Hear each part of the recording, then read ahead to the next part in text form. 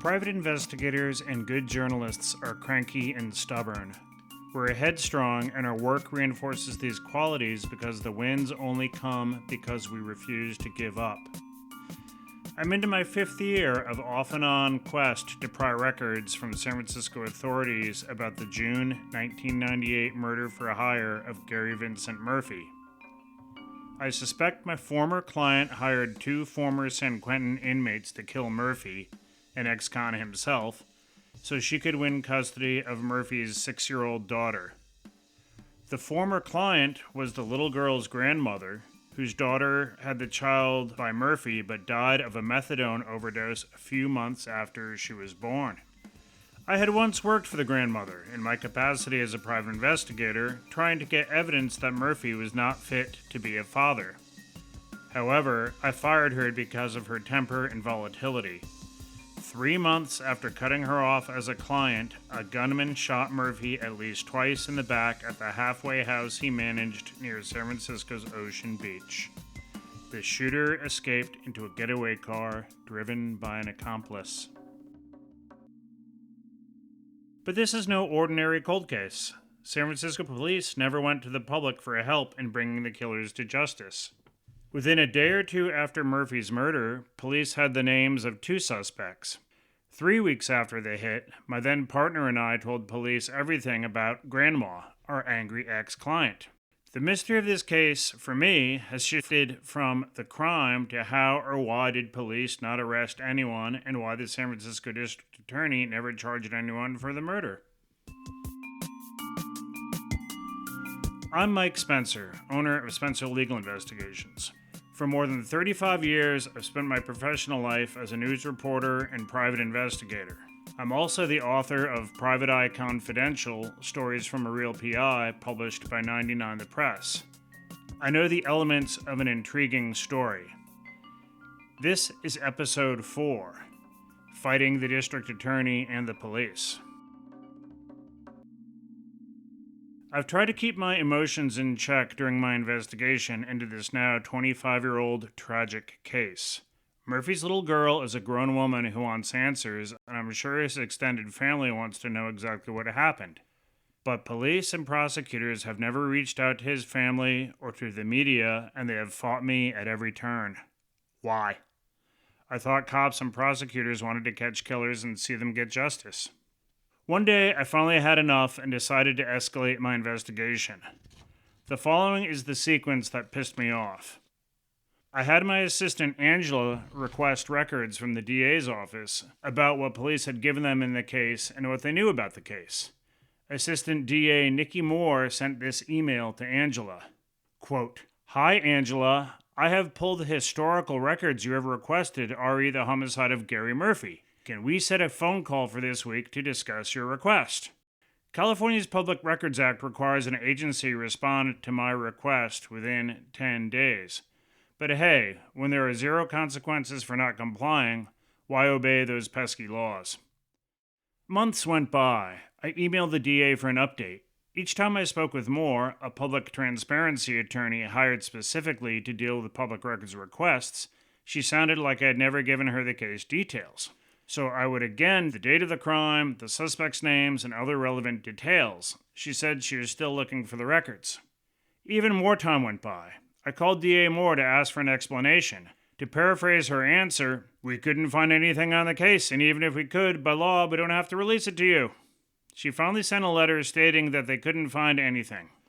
All of this frustration brought me to my last hope for resolution: the San Francisco Sunshine Ordinance Task Force. It's a quasi-governmental body designed for hearing beefs pertaining to San Francisco public records.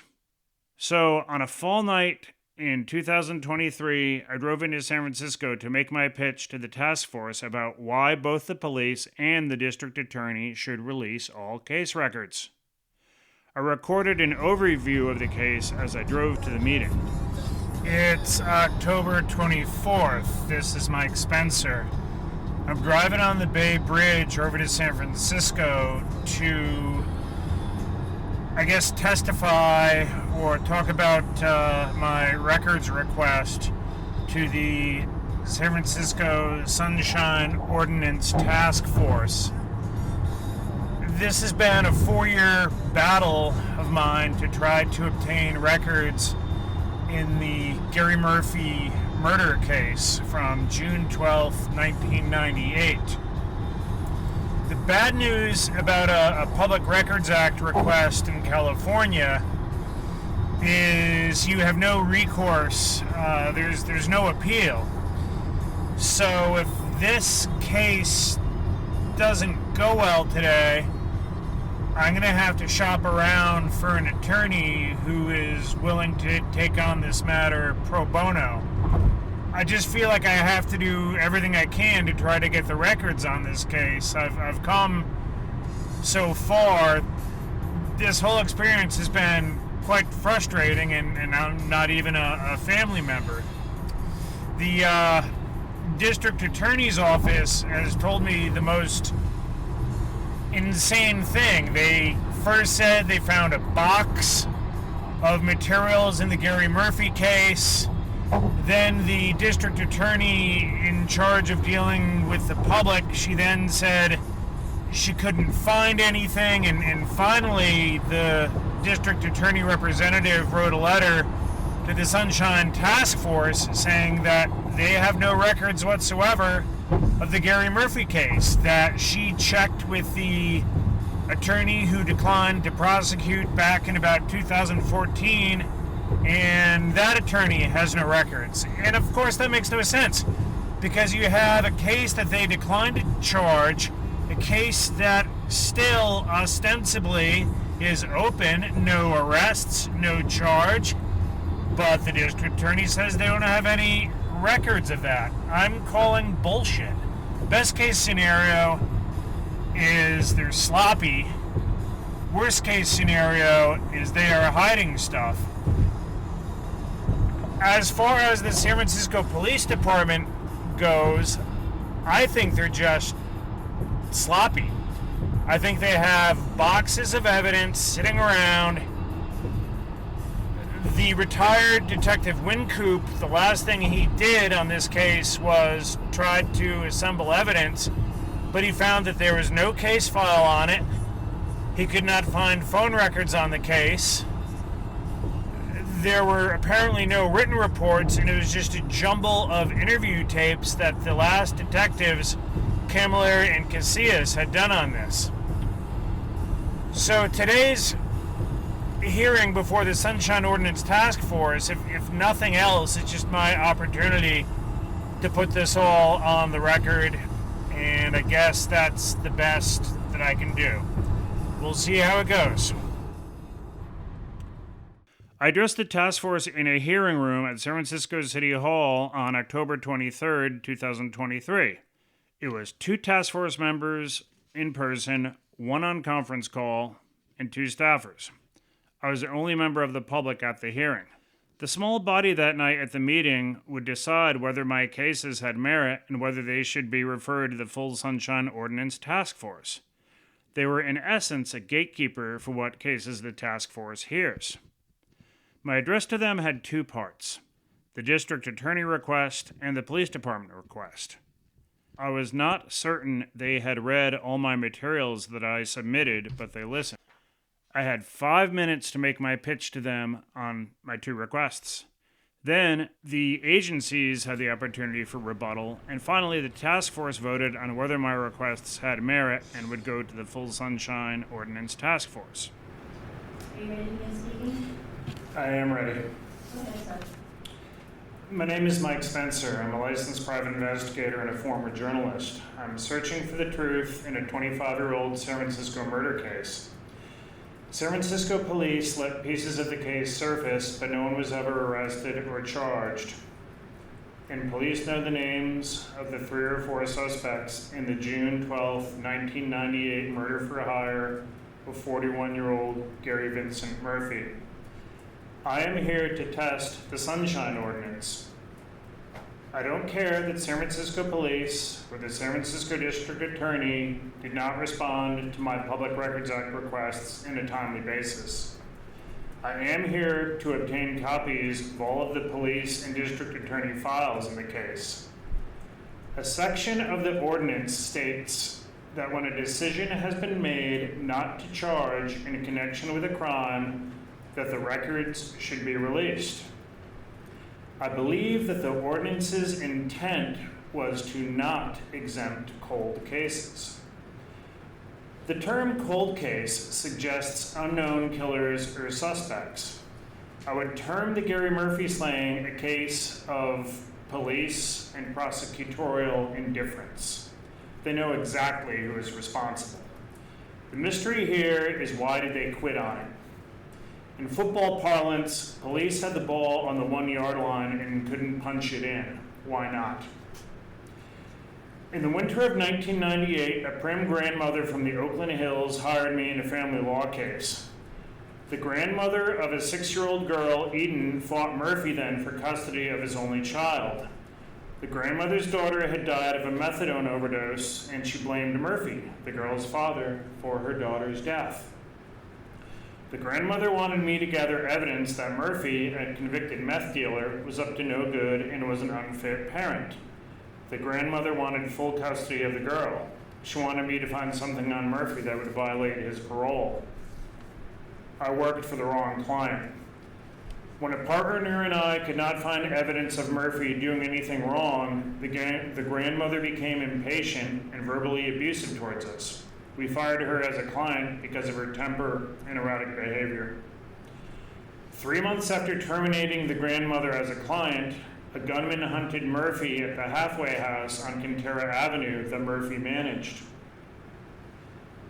We did not know about that address at the time. The gunman shot Murphy twice in the back. Murphy tried to flee by jumping out a second-story window. He was pronounced dead at the scene. At the time of his death, Murphy had been clean and sober for a year and expressed his commitment to changing his life and becoming a full-time father to his daughter. A police memo said that on the day of the killing or the day after, police knew from at least 2 witnesses the name of the killer and the getaway driver. 1 week later, the driver and the gunman did a home invasion robbery and sexual assault of a pregnant mother in Piedmont. Maybe with more proactive detective work, that crime could have been prevented. About 2 weeks after the Murphy murder, my former partner and I gave statements to San Francisco detectives. We told them everything about Grandma and our work for her, including that she had paid us $12,000 cash.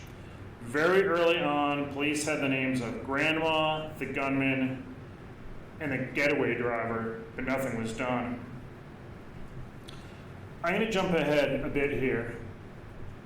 In October 1998, San Francisco police, accompanied by Oakland police, served a search warrant on the suspected gunman's residence in Oakland.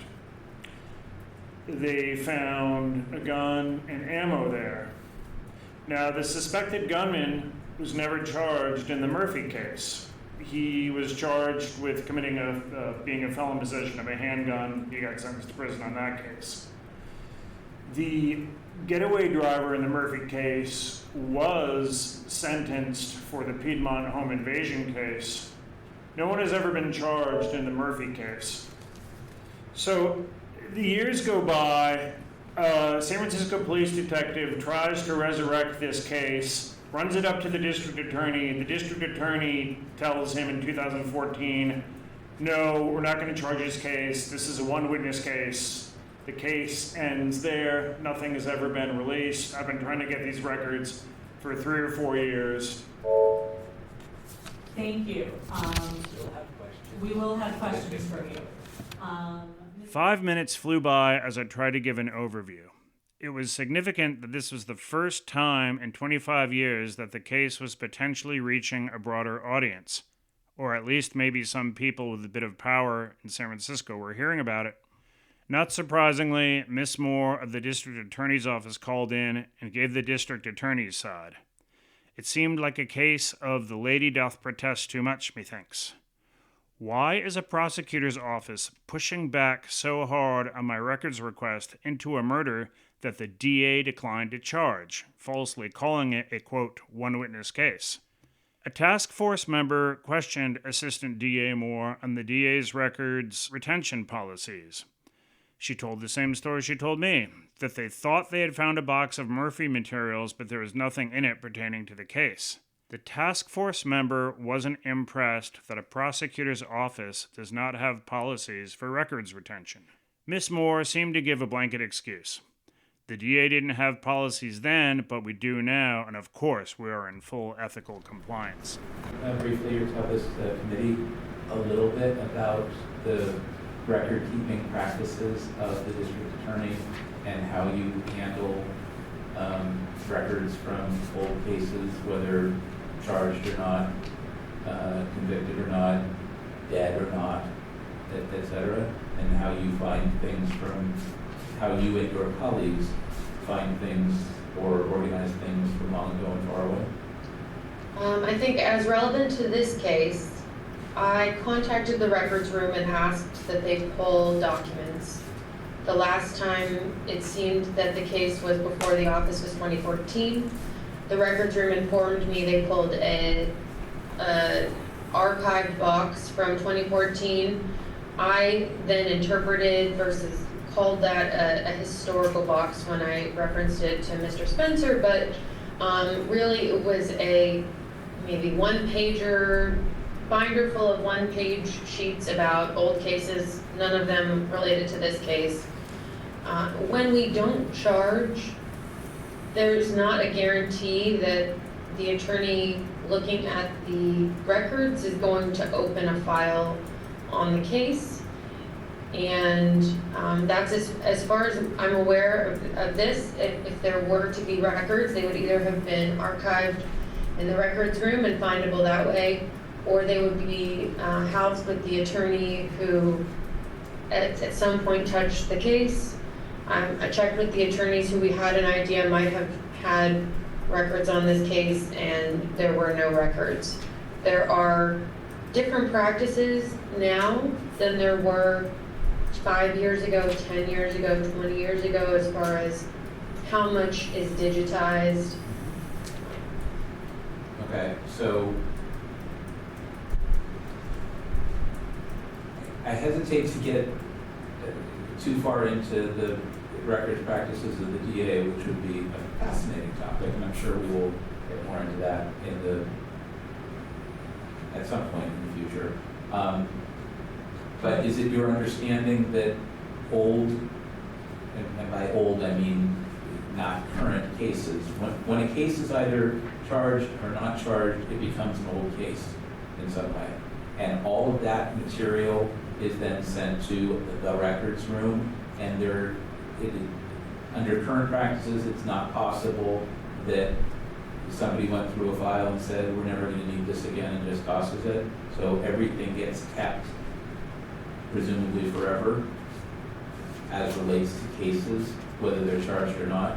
And ideally, they're, if not digitized, put in a folder, put in a box, labeled, indexed somehow, so that you can actually find them. So it's not that things go missing, go from an attorney's desk to a file to records to go missing. That's not the way it's supposed to work. Am I would say that a charged case is different than a case that was never charged. Okay. And also, our office complies with any ethical rules that apply to attorneys to preserve records in cases. After we both presented our cases, the task force asked us each for clarification on our arguments. A member asked me why my request falls under either the California Public Records Act and what section of the Sunshine Ordinance applies. San Francisco police cite section 6254F of the California Code, which gives them a large gray area for not releasing information that, quote, would endanger the safety of a person involved in an investigation or would endanger the successful completion of the investigation or a related investigation. In other words, they will claim that since no one is charged, it's still an ongoing case. For more legal numbers, the district attorney cites CA Code 7923.600 for not releasing records. After a bit of fumbling, I read to the task force the applicable Sunshine Ordinance language. My petition falls under a section of the Sunshine Ordinance that states records shall be released when a decision has been made not to charge anyone with a crime, as was the case with Murphy's death. You know, if something applies to CPRA that may not be contained in Sunshine, Sunshine is an enhancement of CPRA that is given privilege to local agencies. So they go hand in hand, and there may be ability for more Sunshine or more disclosure under Sunshine that actually overrides CPRA. So I just want to note that for the record. Also wanted to just notate that the agenda description doesn't include the petitioner's allegation of 6720. Okay, and that's what he is focusing on right now, not the 6721 complaint or allegation as he stated on the record in his opening testimony. Question for the petitioner, Mr. Spencer, what leads you to believe that this case is in violation of 6724? I do not know the specific code sections, or I'm confusing the two, but the language that comes to mind is there's a sentence, and I'm trying to remember if it's 6721 or 6724, where it talks about releasing records when a decision has been made not to charge a case. I'm sorry I can't put a number to it, but if I saw it, I'd say, oh yes, that's it. Okay, does this sound familiar to you? Notwithstanding any exceptions otherwise provided by the law, the following are public records subject to disclosure under this ordinance. There's a pre-litigation claim, there's a record previously received or created by a department in the ordinary course of business that was not attorney-client privilege. There's advice on compliance with analysis of an opinion concerning liability under or any communication otherwise concerning the CPRA, the Brown Act, the Political Reform Act, or any San Francisco ethics code or this ordinance. And then in another paragraph it states, unless otherwise privileged under California law, when litigation is finally adjudicated or otherwise settled, records of all communications between the department and adverse parties should be subject to disclosures. Any of that? The section that Sound familiar to you? Because if not, there's another section. Here's the Law enforcement. the section, correct. It's 6724D, and that's the language that I was recalling, but just couldn't remember the section. Okay. And now, can you point to what's in this part of the code that you're focusing in on? So if I can just read this section 6724D, it's a paragraph. The district attorney, chief of police, and sheriff are encouraged to cooperate with the press and other members of the public in allowing access to local records pertaining to investigation, arrests, and other law enforcement activity. However, no provision of this ordinance is intended to abrogate or interfere with the constitutional and statutory power and duties of the district attorney and sheriff as interpreted under Government Code Section 25303 or other applicable state law or judicial decision. Now, here's the part that I think this falls under.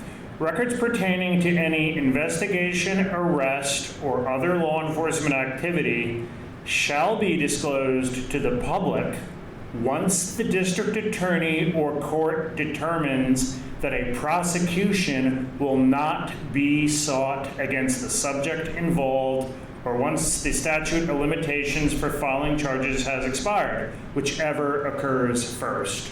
That's what I'm referencing. Okay, now, thank you. Next, the task force member questioned Assistant DA Moore.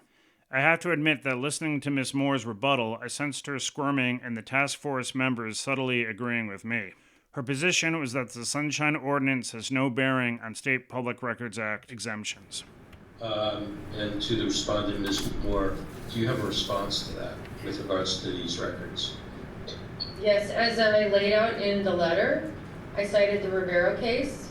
While the district attorney may, have jurisdiction before this task force in some respects, when we're talking about decisions, investigatory decisions, I think it's a little bit different because we're acting in our state function. So the assertion of the exemption is not something that the Sunshine Task Force or the Sunshine Ordinance control. So that provision, while it exists, is not necessarily binding. And as far as the Public Records Act, the investigatory exemption does not end. So the Public Records Act says the investigatory records exemption has no limit. And when we're talking about a crime that has no statute of limitations, that becomes like, it's clear that the investigatory records exemption is not abrogated at some point. And was anybody prosecuted for the case that Mr. Spencer is looking for records for? I believe what has happened is that no charges were ever brought against anyone. And so that charging creates, once we've charged, that means that the office is taking on the case. If we don't charge, somebody may review documents and they might determine based on their prosecutorial discretion by looking at the evidence, there's not enough here to bring charges. And there are prosecutorial ethics that exist in that regard too. And when no charges are brought, the office, it's a more informal inquiry than charges being brought. When charges are brought, we have to provide records to the court. We file records in the court. There are no records filed if there's no charges brought. And excuse me for interrupting, but we're now, the question then is if in this particular case, was there any prosecution? No charges were ever brought in this case. Okay, so the ordinance would apply because otherwise you would have statutory power and duties under the government code or other investigative codes. But here, since there was no prosecution, basically the case was more or less closed. No, the case is ongoing. It's a murder case. There's no statute of limitations. It could always be reopened. Okay, but there's no prosecution. Okay, regardless of this provision, we don't have any records. I think that's also important to understand, is if I had located records, I could have laid out the records that have been located and then applied the exemptions. We don't have any records. Okay, so you have no hard copy records in a We have no box. records. Okay, no electronic or digitized records. Correct. No calendars from anyone, logs, telephone logs. No. Not even an arrest warrant or affidavit. I couldn't find that, and that's not even in our possession. Was anyone assigned to this case? Not that we can determine. Okay, thank you. I'll stop there. After listening to this again, I have to point out some omissions and add case history. It's more than no one has ever been charged. In fact, the DA at the time made a decision not to charge. It's a small but big difference. It's misleading to write it off as no one was ever charged. Deputy DA Diana Garcia in 2014 decided not to charge anyone with murder after Detective Edward Wincoop brought a prosecution packet to her. What did the DA's office do with this information? Lose it or throw it away? I'm not sure what Miss Moore meant by saying, quote, no one was assigned when DA Garcia made the call not to charge anyone in response to Wincoop's work on the case. I won a small victory at the meeting. The task force had ruled that my petition had the merit to go to the full Sunshine Ordinance Task Force. I'm not exactly sure what that means because Assistant DA Moore has said over and over that no records on the Murphy case exist in the DA's office. So, the DA either dumped prosecution papers from Detective Wincoop or they managed to lose them. Wouldn't there be emails back and forth between Deputy DA Garcia, her colleagues, and the San Francisco detectives? How could you hope to charge anyone in the future if you don't hold on to case records? I wasn't done yet that night. I still had my separate petition about police records in the case. Once again, I had 5 minutes, but this time I had to make sure I told the task force about the impact the crime and the uncertainty continues to have on Murphy's daughter, Eden. I reminded the task force that this was not an ongoing investigation and read the letter from Murphy's daughter. This whole matter in the Murphy case, this is not an active and ongoing investigation. Police are never going to go after the ringleader grandma, who's now frail and old.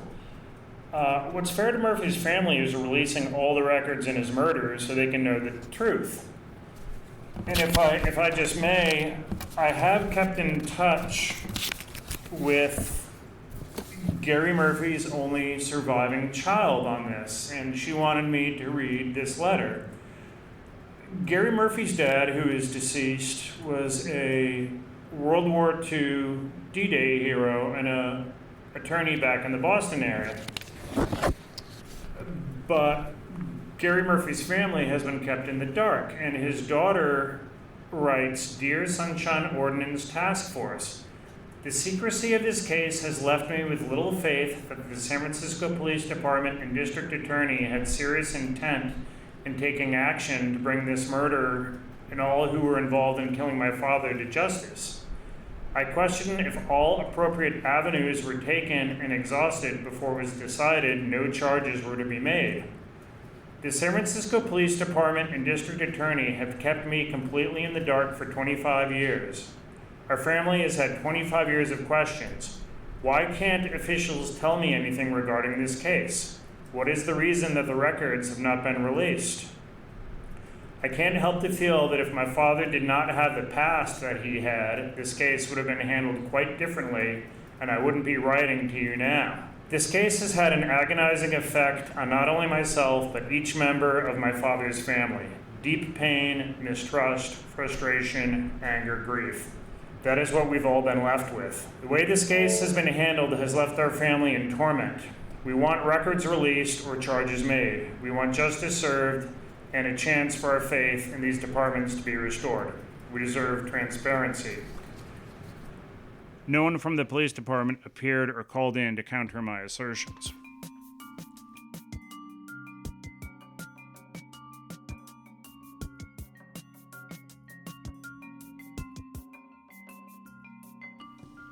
Since no one from the police department offered rebuttal, the task force voted 3-0 that my petition seeking records from police had merit and would go to the full task force. As of this recording, I have yet to hear back about a date for my address to the full task force. On my walk to the Civic Center parking garage after the initial meeting, I gave myself a little internal attaboy for the small victory. I'm under no illusion that even if the full task force agrees with me that police will release all the materials, records, and evidence in the Murphy case. I expect the district attorney will continue to maintain that it has no records whatsoever on a murder they declined to charge 10 years ago. The release of any records will take a court order, which means I will still need to get an attorney. Of the many things I've learned since starting this podcast 4 years ago, it's that our state public record system is broken. It's an honor system with zero consequences for not complying. I have talked to an attorney about suing to get the records. That will also just be one delay after another. But I'm more than happy to stand down. All it would take is for San Francisco police to come out, apologize to Murphy's family, and say why they never took the case seriously or why they didn't even make one arrest. But I doubt that's going to happen. I still have other investigative irons in the fire, and I'm not going anywhere. If you knew Gary Murphy or know anything about the case, call or text me, Mike Spencer, at 510-593-3767.